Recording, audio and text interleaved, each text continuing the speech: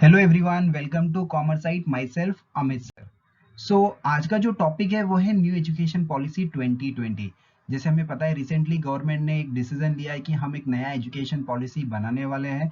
बन चुका है ऑलमोस्ट, लेकिन ये इम्प्लीमेंट कब होगा, कैसे होगा, इसके अंदर क्या क्या नई चीजें अपडेट हुई है, वो सारी चीजें हम इस वीडियो द्वारा देखने वाले हैं। लेकिन इसके पहले जो एजुकेशन पॉलिसी 2020, इसके पहले कौन सी पॉलिसी थी, वो पॉलिसी का काम कैसा था, वो पॉलिसी का परफॉर्मेंस क्या था, या उसकी परफॉर्मेंस बहुत अच्छी थी या नहीं थी, कि जिसकी वजह से हमने ये नया एजुकेशन पॉलिसी बनाया। तो डेफिनेटली हम ये सारी चीजें इस वीडियो में मैंने कवर करने की पूरी कोशिश की है।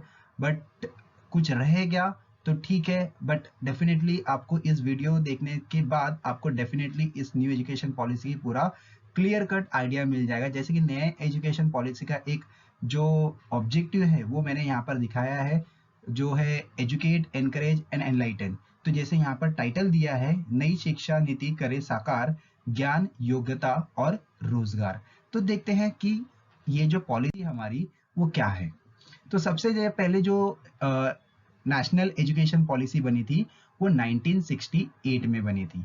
सेकेंड जो एजुकेशन पॉलिसी बनी थी वो 1986 में बनी थी। और आज जो ये थर्ड जो एजुकेशन पॉलिसी जो हम देखने जा रहे हैं वो 2020 में, मतलब ये जो चीज थी वो 2019 में ही हो गई थी, बट इसे हम लोग ने 2020 में बहुत हाईलाइट किया।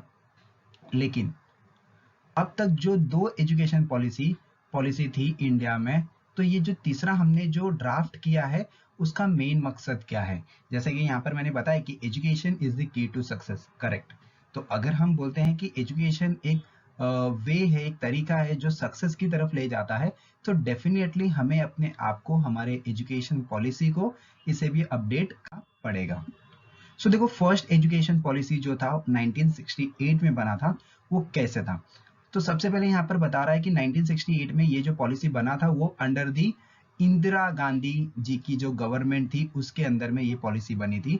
ये पॉलिसी कैसे हुई, तो जो 1964 में जो लोकसभा एमपी थे सिद्धेश्वर प्रसाद जी, तो उन्होंने क्रिटिसाइज किया गवर्नमेंट को, कि वो बोलते हैं कि भाई हमारा जो एजुकेशन पॉलिसी है उसके ऊपर कोई प्रॉपर फोकस नहीं कर पा रहा है।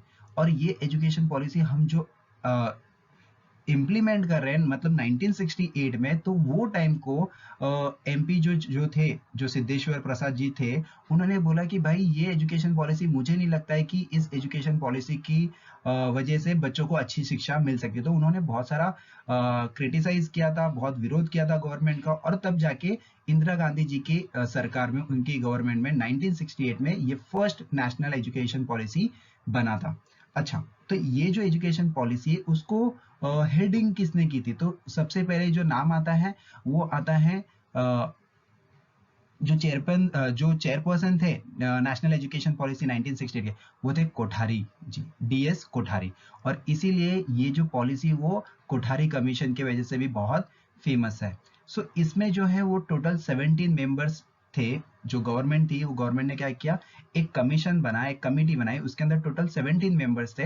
और वो मेंबर्स को जिसने हेड किया था वो यूजीसी के चेयरपर्सन डीएस कोठारी सर थे।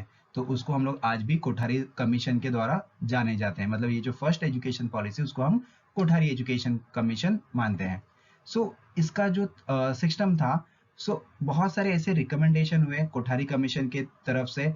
तो फर्स्ट एजुकेशन पॉलिसी 1968 में रिलीज हुई। जो पॉलिसी था, इस पॉलिसी का दूसरा नाम था नेशनल स्कूल सिस्टम। इसका मतलब होता है कि किसी भी कास्ट का, किसी भी जाति का, किसी भी जेंडर का कोई भी स्टूडेंट हो, उसको ओवरऑल एजुकेशन मिलनी चाहिए। और जो एजुकेशन मिलनी चाहिए वो एकदम क्वालिटी एजुकेशन मिलनी चाहिए। यस। फिर फर्दर इसको उन लोगों ने क्या किया, थोड़ा रिवाइज किया। तो रिवीजन में उन्होंने क्या बताया, मतलब 1968 में 10+2+3 का सिस्टम हम फॉलो करेंगे, जो कि हम आज तक ये 10+2+3 का सिस्टम फॉलो करते हैं। तो 10 प्लस मतलब टिल फर्स्ट टू 10 स्टैंडर्ड, और 2 जो प्लस किया है वो है हमारा first year JC and SY JC, और उसके बाद जो 3 साल है वो है हमारा ग्रेजुएशन। यस। अब इसके अंदर जो भी ये था, मतलब जो सिस्टम थी, ये जो एजुकेशन पॉलिसी थी, इसके अंदर मोस्टली जो टीचिंग होती थी बच्चों को, जो हम एजुकेशन देते थे या बच्चों को हम जिस लैंग्वेज में पढ़ाते थे, वो लैंग्वेज मदर टंग होता था मोस्टली। कि मदर टंग अगर हम यूज करेंगे तो डेफिनेटली क्या होगा, मदर टंग की वजह से बच्चों का जो स्टडीज में जो इंटरेस्ट है वो ज़्यादा लगेगा। आज हमें जैसे पता है बहुत ऐसी कंट्रीज है जो जैसे से फॉर एग्जांपल चाइना और रशिया। तो चाइना और रशिया आज के डेट में उनकी जो स्टूडेंट्स है वो बहुत ही कैपेबल है। क्यों कैपेबल है? बिकॉज उनको जो एजुकेशन मिलती है वो उनके मदर टंग में मिलती है।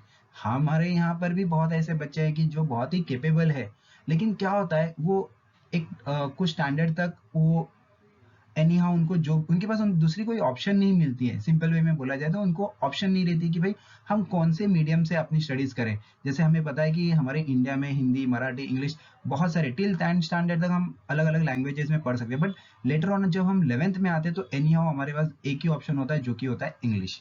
तो अब जो केपेबल बंदे थे जो 80-90% लाए थे 10th स्टैंडर्ड में, बट वो सारे बच्चे सर्वाइव करने के लिए थोड़ा उनको सर्वाइवल में थोड़ा कहीं ना कहीं उन्हें बहुत सारी प्रॉब्लम्स फेस करनी पड़ती है। तो जैसे मैंने बताया जो चाइना जो है या जो रशिया है उनके जो बच्चे हैं उनको मदर टंग में एजुकेशन दी जाती है, जिसकी वजह से आज के डेट में वो बंदे बहुत ही कैपेबल है और वो अपने उनके जो भी व्यूज ओपिनियन जो भी कुछ है वो इजीली सामने वाले की तरफ एक्सप्रेस। अब देखते हैं परफॉर्मेंस जो थी नेशनल एजुकेशन पॉलिसी 1968 की वो क्या थी। तो सबसे पहले बोल रहा है कि 1968 में जो पॉलिसी बनी थी, एजुकेशन पॉलिसी बनी थी, वो उतना सक्सेसफुल नहीं था। सक्सेसफुल क्यों नहीं था, उसके क्या क्या रीजन हो सकते हैं? तो मैंने यहाँ पर कुछ पॉइंटर्स निकाले। तो जो सबसे पहला जो रीजन था अनसक्सेसफुल का नेशनल एजुकेशन पॉलिसी का, वो था कि प्रॉपर प्रोग्राम ऑफ एक्शन नहीं थे। मतलब जो भी पॉलिसी हमने बनाई थी बहुत अच्छी तरीके से पॉलिसी बनी हुई थी, लेकिन वो पॉलिसी को कैसे इम्प्लीमेंट करना है उसके लिए प्रॉपर प्लान, प्रॉपर एक्शंस नहीं थे। सेकेंड जो प्रॉब्लम था वो था शॉर्टेज ऑफ फंड। कि अगर भाई देखो फंड अगर प्रॉपरली होगा तो डेफिनेटली जो भी कोई एक्टिविटीज है वो एक्टिविटीज क्या होगी, अच्छी तरीके से इम्प्लीमेंट होगी। अगर फंड प्रॉपरली हम नहीं दे पा रहे हैं किसी भी एक्टिविटी के लिए तो डेफिनेटली वो एक्टिविटी फेलियर हो जाएगी। जो थर्ड उसका जो प्रॉब्लम था, जो एजुकेशन था, वो एजुकेशन कैसे था, तो वो स्टेट वाइज एजुकेशन था। मतलब जो रोल था सेंटर का वो बहुत ही कम था। यस। और उसके बाद भी इन्होंने ये भी बताया कि जो पॉलिसी था और आज का जो करंट पॉलिसी है वो 10+2+3 का है। और इसमें उन्होंने बेसिकली 3 लैंग्वेज पे ज्यादा फोकस किया था। वो जो 3 लैंग्वेज थे वो हिंदी, संस्कृत और एक इंटरनेशनल लैंग्वेज होनी चाहिए, जिसमें कि इंग्लिश के ऊपर ज्यादा फोकस की गई थी। और जो साइंस एंड मैथ्स था उसको आज के डेट में हम प्रायोरिटी दे रहे हैं, उस समय उसको उतनी प्रायोरिटी या उतना इंपॉर्टेंस मिलता नहीं था। अब देखते हैं सेकेंड एजुकेशन पॉलिसी 1986 में बनी थी। तो ये किसकी गवर्नमेंट में बनी थी? तो ये राजीव गांधी सर के टाइम पे बनी थी। लेकिन ये अपडेट कब हुआ? तो 1992 में जब पीवी नरसिम्हा राव सर जब प्राइम मिनिस्टर थे। मतलब 1986 में पॉलिसी बन गई थी, राजीव गांधी जी उस समय प्राइम मिनिस्टर थे, बट ये अपडेट कब हुआ? तो 1992 में हुआ। ठीक है। फिर ये जो पॉलिसी था स्टूडेंट्स, ये पॉलिसी का मेन फोकस क्या था? Modernisation and role of IT in education. मतलब जो मॉडर्न वर्ल्ड होते जा रहा है डे बाय डे, उसके अंदर क्या होना चाहिए? हम कुछ अच्छी एजुकेशन मतलब क्वालिटीज ऑफ एजुकेशन और इम्प्रूव करेंगे और इंफॉर्मेशन टेक्नोलॉजी का ज्यादा रोल हम एजुकेशन में यूज करेंगे। फिर बोल रहा है ये जो पॉलिसी था इन लोगों ने और भी फोकस किया कि जो टीचर एजुकेशन होना चाहिए, जो अर्ली चाइल्ड केयर एजुकेशन होना चाहिए, women's empowerment and adult literacy के ऊपर भी इन लोगों ने ज्यादा से ज्यादा फोकस की है। फिर उसके बाद बोल रहा है कि मोस्टली 1986 में ये ट्रेंडिंग चालू हो गया था कि बहुत सारे यूनिवर्सिटीज हो, कॉलेजेस हो, उनको ऑटोनॉमी देना हमने स्टार्ट कर दिया था। मतलब अब वो कॉलेजेस या वो यूनिवर्सिटी क्या कर सकती है? अपने खुद की सिलेबस, अपना खुद का प्लान, जो भी उन्हें करना है वो खुद से कर सकते हैं। उन्हें किसी भी यूनिवर्सिटी में एफिलिएट होने की जरूरत नहीं है। यस। अब उसकी परफॉर्मेंस क्या था? जो न्यू एजुकेशन पॉलिसी 1986 था उसके परफॉर्मेंस क्या था? तो सबसे पहले बताया, देखो जो कंपैरिजन किया है 1968 पॉलिसी और 1986 पॉलिसी, परफॉर्म बेटर। मतलब जो पहली पॉलिसी बनी थी उसके कंपैरिजन में जो सेकेंड पॉलिसी बनी 1986 में उसका performance was better. There were certain reason, उसके कुछ रीजन थे, वो क्या थे? तो सबसे पहला रीजन था कि 42nd अमेंडमेंट इन 1976। ये अमेंडमेंट में क्या हुआ था? 5 ऐसे सब्जेक्ट्स थे जिसको वे transferred from state to the concurrent list. क्या कहते हैं? जैसे 5 ऐसे सब्जेक्ट्स थे जिसको हम लोग ने ट्रांसफर किया था, मतलब स्टेट से भी कॉन्करेंट लिस्ट में, जैसे education, forest, weights and measures, protection of wild animals and birds and administration of justice. तो मतलब ये ऐसे सब्जेक्ट थे जिसके ऊपर इन लोगों ने मतलब नेशनल एजुकेशन पॉलिसी 1986 ने उसके ऊपर क्या किया था, ज्यादा फोकस किया था। सेकेंडली बोल रहा है नाउ जो सेंटर था was able to accept wider responsibility. मतलब अब जो न्यू एजुकेशन पॉलिसी जो थी या नेशनल एजुकेशन पॉलिसी 1986 की थी, वो ज्यादा से ज्यादा रिस्पॉन्सिबिलिटी ले पा रही थी और उन्होंने बहुत सारे प्रोग्राम्स भी इंट्रोड्यूस किया। जैसे बहुत सारे प्रोग्राम जिसका नाम हमें अभी भी पता है, जैसे सर्व शिक्षा अभियान है, मिड डे मील है स्कीम है, नवोदय विद्यालय है, केंद्रीय विद्यालय है, and use of IT in education were started under the national education policy of 1986। तो इसीलिए बोल रहा है कि 1968 के पॉलिसी को अगर हम कंपेयर करेंगे 1986 का, मतलब 68 की पॉलिसी को 86 के पॉलिसी अगर परफॉर्म करेंगे तो 86 की पॉलिसी बहुत ही अच्छी तरीके से सक्सेसफुल हुई। रीजन क्या था, तो सबसे पहले रीजन इन लोगों ने वही बताया कि policy came after the 42nd amendment in 1976। इसमें ये अमेंडमेंट में क्या बताया कि 5 सब्जेक्ट्स वर ट्रांसफर्ड, मतलब 5 सब्जेक्ट्स को हम लोग ने ज्यादा फोकस किया। कौन कौन से सब्जेक्ट्स थे, तो education, forest, weight and measures, protection of wild animals and birds and administration of justice. और सेकेंड जो पॉइंट मैंने यहाँ पर हाईलाइट किया वो ये था कि इन लोगों ने 1986 में कुछ प्रोग्राम्स इस पॉलिसी के अंडर में उन्होंने इंट्रोड्यूस किया। तो जैसे Sarva Shiksha Abhiyan, mid day meal scheme, Navodaya Vidyalaya, Kendriya Vidyalaya और आईटी एजुकेशन भी नेशनल एजुकेशन पॉलिसी 1986 में इंप्लीमेंट हुआ। अब आता है थर्ड, जिसका हम इंतजार कर रहे थे। तो अभी क्या जरूरत है, न्यू एजुकेशन पॉलिसी की जरूरत क्या है? तो सबसे पहले जो नया एजुकेशन पॉलिसी था, मतलब इसके पहले जो एजुकेशन पॉलिसी था वो 1986 में बना था। मॉडिफाई कभी हुआ 1992 में बना, मतलब मॉडिफाई हुआ। अभी काफी साल हो चुके हैं, मतलब मोर देन 3 डिकेड्स जैसे लोग बोल रहे हैं कि 34 इयर्स हो चुके हैं, अभी तक हमारा न्यू एजुकेशन पॉलिसी अपडेट नहीं हुआ था। तो सबसे पहला वो भी एक रीजन था कि पिछले 34 सालों से अगर कोई चीज अपडेट नहीं हुई तो डेफिनेटली हमें उसको अपडेट करना पड़ेगा। अब during this period significant changes have taken place in our country. Yes, सही बात है।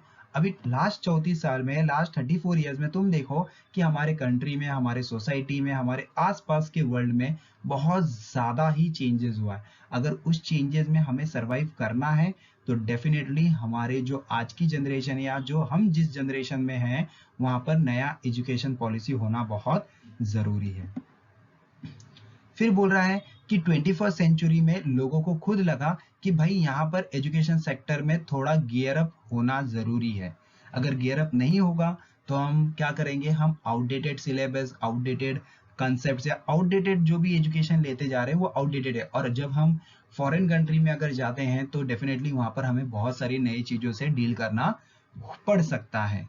फिर जो क्वालिटी, इनोवेशन, रिसर्च, ये सारे भी चीजें हैं जो बहुत ही, हम बोल सकते हैं कि आज के डेट में ये सारे पिलर्स हैं।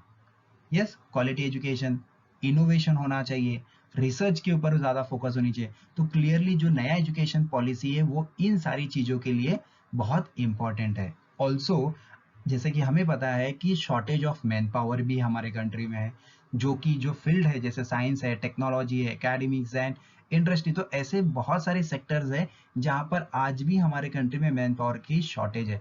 जैसे हमें पता है कि हमारे मोस्टली लोग जो बोलते हैं वो बोलते हैं कि अनएम्प्लॉयमेंट है, लेकिन मेरा ऐसा मानना है कि हमारे कंट्री में अनएम्प्लॉयमेंट नहीं है, हमारे कंट्री में अंडर अनएम्प्लॉयमेंट ज्यादा है। कि पढ़ा लिखा बंदा भी आज ग्रेजुएट होने के बावजूद भी उसको 10-12 हजार की नौकरी मिल रही है, मतलब उसको नौकरी है, वो अनएम्प्लॉयमेंट नहीं है, वो अंडर अनएम्प्लॉयमेंट है। रीजन क्या है, क्योंकि भाई उसने जो भी एजुकेशन लिया है वो एजुकेशन अपडेटेड एजुकेशन नहीं है। इसीलिए नया एजुकेशन पॉलिसी की बहुत जरूरत है। यस, और अच्छा, जो एमएचआरडी जो नाम था उसको अभी चेंज करके मिनिस्ट्री ऑफ एजुकेशन हुआ। जहां पर तुम एमएचआरडी मिनिस्टर सुनते थे या एमएचआरडी सुनते थे, तो अभी आज से तुम्हें सुनने में आएगा मिनिस्ट्री ऑफ एजुकेशन। ठीक है। अब जो नया, मतलब जो थर्ड हम एजुकेशन पॉलिसी देख रहे हैं 2020 का, ये कमेटी को किसने लीड किया था? तो चेयरमैन डॉक्टर कस्तूरी रंगन, इन्होंने क्या किया था, एक नया एजुकेशन पॉलिसी का ड्राफ्ट उन्होंने सबमिट किया था जो हमारे एचआरडी मिनिस्टर है, यूनियन एचआरडी मिनिस्टर, मतलब जो हमारे सेंट्रल के जो एचआरडी मिनिस्टर श्री रमेश पोखरियाल निशंक, उनके सामने उन्होंने ये ड्राफ्ट प्रेजेंट किया था।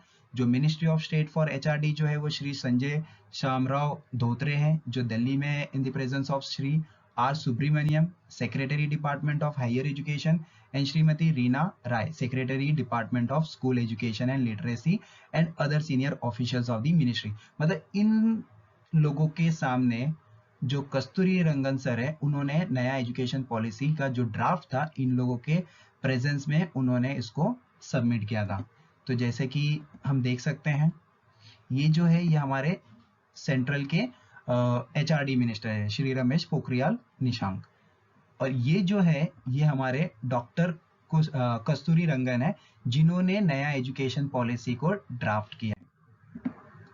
सो अब देखते हैं एजुकेशन फॉर्मेट कैसा है। तो अभी का जो एजुकेशन फॉर्मेट है वो है 5+3+4, और एक एजुकेशन फॉर्मेट जो हमें राइट साइड में दिख रहा है वो है 10+2+3। तो आज के डेट में हम कौन सा फॉर्मेट यूज करने वाले हैं, मतलब अभी जो चल रहा है वो 10+2+3 चल रहा है, बट आने वाले समय में 5+3+3+4 का कंसेप्ट डेफिनेटली आएगा। अब ये कब आएगा, कैसे आएगा, वो हम देखेंगे बाद में, ठीक है। अब न्यू एजुकेशन फॉर्मेट देख लेते हैं। तो मैंने जैसे कि अभी बताया 5+3+3+4 का फॉर्मेट है।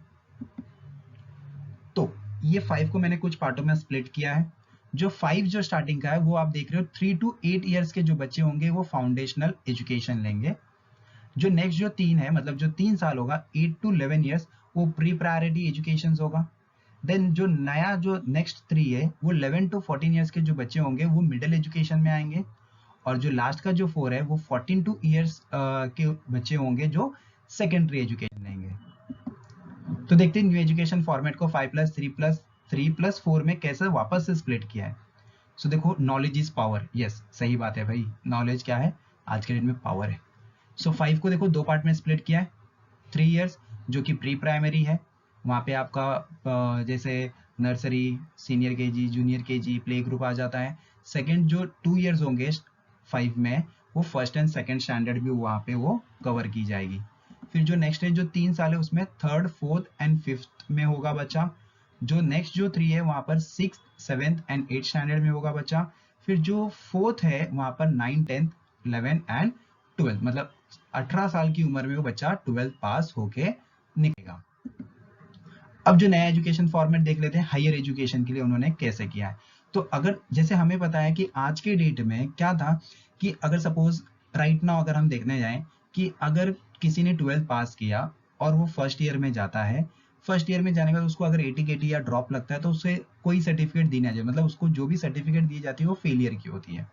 यस, अगर वो जब तक वो 3 साल तक कंप्लीट नहीं करता अपनी एजुकेशन को, तब तक उसको बैचलर ऑफ डिग्री या जो भी डिग्री की सर्टिफिकेट है उसको दी नहीं जाती है। लेकिन यहाँ पर नए जो एजुकेशन फॉर्मेट जो सबमिट हुआ है उसके अंदर बता रहा है कि अगर वो स्टूडेंट ने 1 साल अगर पास कर लिया है या 1 साल अच्छे से पढ़ाई करके उसने एग्जाम दिया है तो उसको सर्टिफिकेट दी जाएगी। अगर वो 2 साल स्टडी करता है और 2 साल स्टडी करने के बाद अगर वो एग्जाम देता है तो उसको जो सेकेंड ईयर में जो सर्टिफिकेट होगा उसको डिप्लोमा सर्टिफिकेट कहा जाएगा, और 3rd ईयर अगर वो करता है तो उसको ग्रेजुएशन सर्टिफिकेट मिलेगी, और 4th ईयर जब वो एजुकेशन को कंप्लीट करता है तो उसे जो सर्टिफिकेट मिलने वाली है वो है रिसर्च विद ग्रेजुएशन डिग्री। मतलब हम आज के डेट में हमें क्या हो रहा है, 3 साल कंप्लीट करने के बाद, मतलब 12th स्टैंडर्ड के बाद 3 साल कंप्लीट करने के बाद ही हमें वो ग्रेजुएशन सर्टिफिकेट मिलता है। लेकिन अब यहाँ पर जो नया एजुकेशन पॉलिसी जब इम्प्लीमेंट होगा वहां पर ऐसा नहीं होगा, मतलब यहाँ पर किसी भी बच्चे को रिग्रेट नहीं होगा, सारे बच्चे अपने इंटरेस्ट से पढ़ाई करने के लिए हमेशा लग जाएंगे। मतलब उन्हें पता है कि जैसे जैसे मैं ईयर पास करूंगा वैसे वैसे मेरे सर्टिफिकेट्स भी अपग्रेड होते जाएंगे, जैसे सर्टिफिकेट मिलेगा, फिर डिप्लोमा मिलेगा, फिर ग्रेजुएशन सर्टिफिकेट मिलेगा, और लास्ट में जो सर्टिफिकेट मिलेगा वो होगा रिसर्च विद ग्रेजुएशन डिग्री। अभी according to the new education draft के हिसाब से क्या है, तो फाउंडेशनल स्टेज, जैसे मैंने बताया जो स्टार्टिंग का जो 5 इयर्स है वो जो स्टेज होगा वो फाउंडेशनल स्टेज होगा। यहाँ पर क्या होगा कि जो भी बच्चे होंगे वो 5 इयर्स को कैसे कंप्राइज करवाएंगे हम बच्चों से, जैसे वहां पर मल्टी लेवल एक्टिविटीज होंगे, प्ले बेस्ड एक्टिविटीज होंगे, डिस्कवरी बेस्ड लर्निंग होगा, continuously incorporating the latest research, जो early child care and education में रिक्वायर्ड है, वो सारी चीज़ों पे ये फाउंडेशनल एजुकेशन पे हम फोकस करेंगे। इसका जो मेन एम है वो क्या है, जो भी बच्चे 3 to 6 ईयर्स तक के हैं उनको इजीली, उनको फ्रीली, उनको सेफली, उनको हाई क्वालिटी का एजुकेशन दी जाएगी टिल दी 2025 तक। फिर जो सेकेंड स्टेज है वो है प्री प्रायोरिटी स्टेज। अब यहाँ पर क्या होगा कि जो भी बच्चे होंगे उनको क्लासरूम लर्निंग, फॉर्मल जो क्लासरूम लर्निंग होगा वो दी जाएगी। यस, और उसके साथ साथ हम जो ऐसे बच्चे जो फ्यूचरिस्टिक स्टूडेंट्स होते हैं, जो फ्यूचर के बारे में सोचते हैं, तो उनको फ्यूचर के हिसाब से उनके जहाँ पे भी उनका इंटरेस्ट होगा वो इंटरेस्ट के हिसाब से हम उन्हें तैयार कराएंगे। मतलब यहाँ पर अगर बच्चे को साइंस में अगर इंटरेस्ट है, मैथ्स में इंटरेस्ट है, आर्ट्स में इंटरेस्ट है, या सोशल साइंस मतलब ह्यूमैनिटी में अगर उसको इंटरेस्ट है, तो जिधर भी वो बच्चे को जहाँ पर भी इंटरेस्ट है अकॉर्डिंगली वो बच्चे का प्रिपरेशन होगा। इसका मेन एम मैंने यहाँ पर भी लिखा, the aim of this stage will be lay to general groundwork across the subject, including reading, writing, speaking, physical education, art, languages, science and mathematics, so that students are prepared to develop deeper into the learning areas through the specialized subject and subjects teacher in the stage that follow. तो यहाँ पर जो ये stage है pre priority में, वो हम बच्चों को फ्यूचर के लिए प्रिपेयर कर रहे हैं। उनका जो भी एरिया ऑफ इंटरेस्ट है उस एरिया ऑफ इंटरेस्ट में उनको हम एजुकेशन मिलेगी। फिर अब जो थर्ड जो स्टेज था वो था मिडल स्टेज। तो मिडल स्टेज में क्या होगा, यहाँ पर हमें पता है कि यहाँ पर ये स्टेज में आते समय बच्चा 6th 7th और 8th उसका ये मिडल स्टेज में कंप्लीट होने वाला है। तो यहाँ पर क्या होगा, कुछ ऐसे बच्चे होते हैं जिनको कंप्यूटर प्रोग्रामिंग सीखना है, या कोडिंग सीखना है, या उनको म्यूजिक सीखना है, तो उनको जो भी उनका जो स्टेज होगा वो यहाँ पर वो कंटिन्यू कर सकते हैं। यस, साथ ही साथ उनको थियोरेटिकल नॉलेज के साथ साथ उनको प्रैक्टिकल नॉलेज भी मिलेगा। प्रैक्टिकल नॉलेज में क्या होगा कि वहां पर उनको इंटर्नशिप कराई जाएगी। मतलब उनको जहां पर भी वो जो भी फील्ड है उनका, उस फील्ड के अकॉर्डिंगली वो क्या कर सकते हैं, अपने आसपास में जो भी उनके पास, जो भी उनके पहचान में या उनके कांटेक्ट में जो भी लोग हैं उस पर्टिकुलर फील्ड में वो एक्सपर्टाइज कर रहे हैं या वो प्रैक्टिस कर रहे हैं, उनके अंडर में वो इंटर्नशिप कर सकते हैं। जो फोर्थ जो स्टेज था वो था सेकेंडरी स्टेज। अब हमें पता है यहाँ पर 9th 10th 11th और 12th ये 4 स्टेज यहाँ पर, या 4 क्लास यहाँ पर कंप्लीट होगा। अब यहाँ पर क्या होने वाला है, जैसे ये जो ईयर होगा ये मल्टी डिसिप्लिनरी ईयर्स होंगे। मतलब ये जो स्टेज होगा वो मल्टी डिसिप्लिनरी होगा। मतलब यहाँ पर जो भी सब्जेक्ट ओरिएंटेड पैडोलॉजी होगा, मतलब जो भी करिकुलर स्टाइल होगा मिडल स्टेज का compare to middle stage, but उसका जो स्टेज था मिडल स्टेज का उसके कहीं गुना डीपर में हम सेकेंडरी स्टेज में कराएंगे। मतलब जैसे से फॉर एग्जांपल यहाँ का जो मेन एम होगा कि सपोज कि अगर जो भी बच्चा है उसने अपने एजुकेशन को, मतलब उसने अब तक मिडिल स्टेज तक जो भी सब्जेक्ट लेके उसने कंटिन्यू किया है, उसका अभी उसको इन डेप्थ नॉलेज उसको अपने क्लास 9 10th एंड 11 12th में मिलेगा। अब यहाँ से क्या हो जाएगा, बच्चे को सेकेंडरी स्टेज से उसको एग्जाम्स देने स्टार्ट करने पड़ेंगे, और जो भी एग्जाम होगा सेमेस्टर वाइज एग्जाम होंगे, मतलब साल में उसको 2 सेमेस्टर देने पड़ेंगे। टोटल ये 4 साल के ड्यूरेशन में सेकेंडरी स्टेज में 9 10th 11 12th ये टोटल 4 साल के ड्यूरेशन में उनको 8 सेमेस्टर देना पड़ेगा। अब जो 8 सेमेस्टर्स होंगे, हर एक सेमेस्टर में 5 to 6 सब्जेक्ट्स होंगे according to the new education draft के हिसाब से। सो कुछ इंपॉर्टेंट एरियाज है न्यू एजुकेशन पॉलिसी 2020 का। तो सबसे पहला क्या हो रहा है कि as per the new education policy जो भी टीचिंग होगा, मतलब क्लास 5 तक वो मदर टंग में होगा, या तो रीजनल लैंग्वेज, मतलब जो भी हमारी मातृभाषा होगी, जो भी हमारा मदर टंग होगा, जो भी हमारा रीजनल लैंग्वेज होगा, उसके हिसाब से हम बच्चों को स्टडीज मतलब ऑफर करेंगे।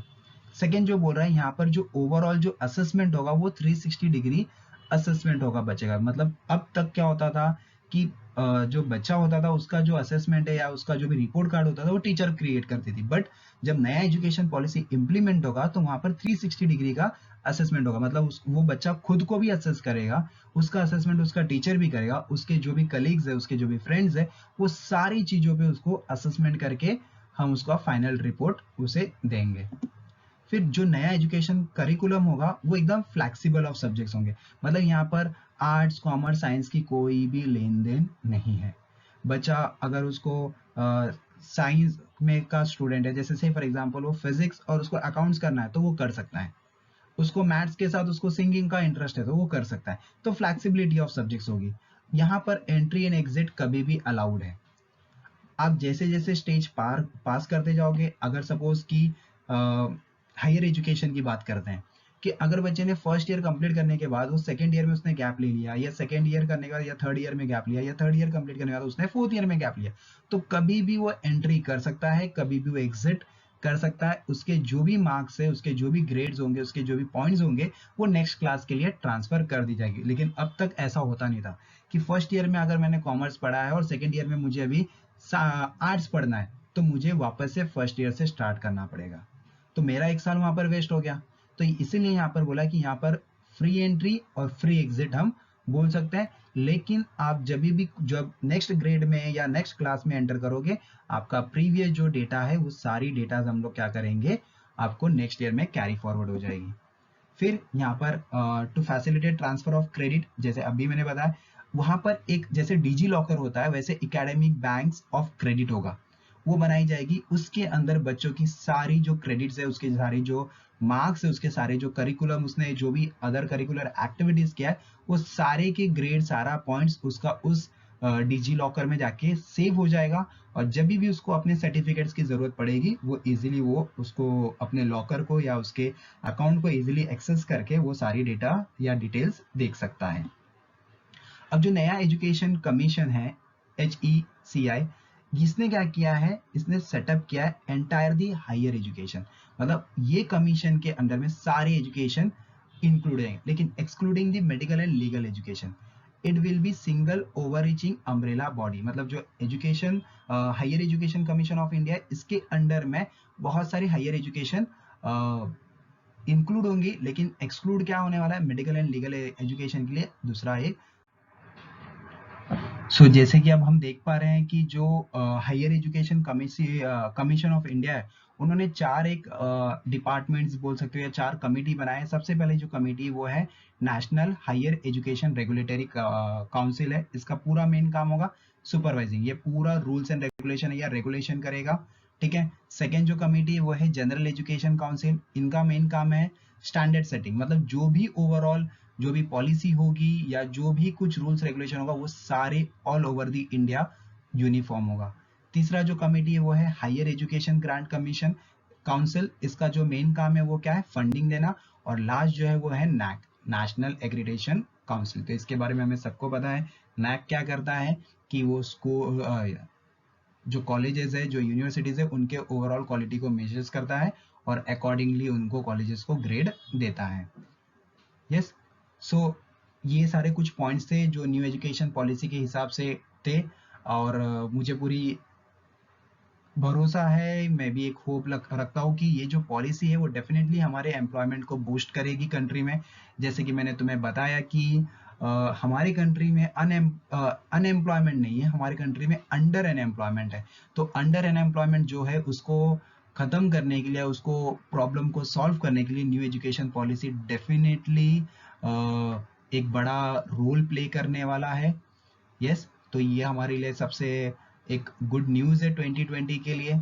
जैसे कि हमें पता है कोविड-19 भी हमें इसी ईयर में मिला है, बट कहीं ना कहीं हमें एक नया एक अच्छा मैसेज भी आया है या एक अच्छा हमें न्यूज़ मिला है कि नया एजुकेशन पॉलिसी डेफिनेटली इम्प्लीमेंट होगा। और इसकी वजह से लोगों को बहुत फायदा होंगे, जो स्टूडेंट्स है, जो पेरेंट्स है, यस, जो टीचर्स है, उन लोगों के लिए बहुत इंपॉर्टेंस होगा। जैसे स्टूडेंट्स एंड पेरेंट्स जो है उनके लिए इम्पोर्टेंट क्या है कि वहां पर जो भी फीस होगी वो फीस यूनिफॉर्म होगी, वो फिक्स्ड फीस होगी। अब इससे अच्छा न्यूज कहाँ मिलेगा तुम्हें। यस। बच्चों को जो बैग की वजन थी वो ऑटोमेटिकली कम हो गई। और जो अनएम्प्लॉयमेंट का जो प्रॉब्लम है, जैसे मैं बोलता हूँ कि अनएम्प्लॉयमेंट नहीं, अंडर अनएम्प्लॉयमेंट है, सो ये प्रॉब्लम भी डेफिनेटली सॉल्व होगी। अब ये पॉलिसी कब इंप्लीमेंट होता है उस तो हमें गवर्नमेंट के थ्रू ही पता चलेगा, बट डेफिनेटली जब भी ये पॉलिसी इंप्लीमेंट होगा और वो हमारे लिए बहुत ग्रेटफुल होगा। यस। सो नेल्सन मैंडेला ने एक बहुत अच्छा थॉट दिया है कि education is the most powerful weapon which you can use to change the world. जैसे जैसे वर्ल्ड चेंज हो रहा है या वर्ल्ड को चेंज करना है, जैसे बहुत सारे लोग हैं जिनको ऐसा लगता है कि यार मैं जब बड़ा होऊंगा या मुझे अगर कुछ बोलते ना कि मुझे अगर एक दिन का वरदान मिलेगा भगवान की तरफ से तो मैं पूरे वर्ल्ड को चेंज कर दूंगा, लेकिन भाई तुम अकेले नहीं कर पाओगे, तो बेटर एक काम करो, सबको एजुकेशन दो। एजुकेशन जब सबको मिलेगा, ऑटोमेटिकली हमारा वर्ल्ड भी चेंज होगा, हमारी कंट्री भी डेवलप होगी और हमारे लोग भी डेवलप होंगे। Thank you. और मुझे पूरी उम्मीद है कि आपको ये वीडियो ज़रूर अच्छा लगा होगा, या आपके जो भी कंसेप्ट है, जो भी डाउट्स है, वो इस वीडियो के थ्रू सॉल्व हुए रहेंगे। सो चलो बाय, हम नेक्स्ट लेक्चर में मिलेंगे एक नए टॉपिक के साथ। Take care.